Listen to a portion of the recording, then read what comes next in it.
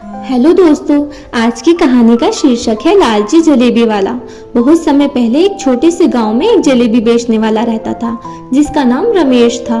उसकी दुकान गांव के बीचों बीच थी और उसकी जलेबियां पूरे गांव में मशहूर थी। रमेश को जलेबियां बनाना बहुत पसंद था, लेकिन उसे पैसों का भी लालच था। वह हमेशा सोचता कि कैसे कम खर्च में अधिक मुनाफा कमा सके।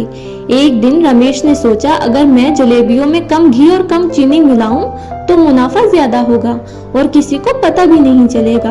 उसने वैसा ही किया और अगले दिन हल्की और कम मीठी जलेबियां बेचने लगा। शुरुआत में तो गांव वालों को फर्क समझ में नहीं आया, लेकिन धीरे धीरे लोगों ने महसूस किया कि जलेबियों का स्वाद बदल गया है। रमेश ने मुनाफा बढ़ता देख अपनी चालाकी जारी रखी। एक दिन गांव में एक बूढ़ा संत आया। वह रमेश की दुकान पर गया और कुछ जलेबियां खरीदी, लेकिन जैसे ही उसने पहली जलेबी खाई उसका चेहरा गंभीर हो गया।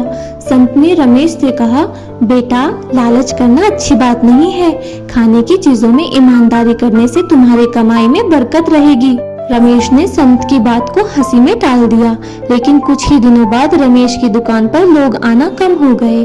उसकी जलेबियां अब पहले जैसी नहीं बिक रही थी और गांव के लोग उसकी दुकान से दूर रहने लगे। रमेश की आमदनी घटने लगी और उसे अपनी गलती का एहसास हुआ। रमेश को संत की बात याद आ गई और उसने फैसला किया कि अब वह हमेशा शुद्ध सामग्री से ही जलेबियां बनाएगा।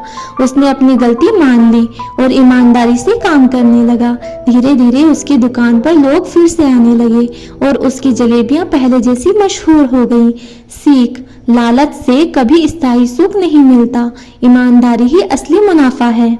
दोस्तों, अगर आपको हमारी वीडियो पसंद आई हो तो हमारे चैनल को लाइक, शेयर एंड सब्सक्राइब करें और बेल आइकन को प्रेस करना ना भूलें। धन्यवाद दोस्तों।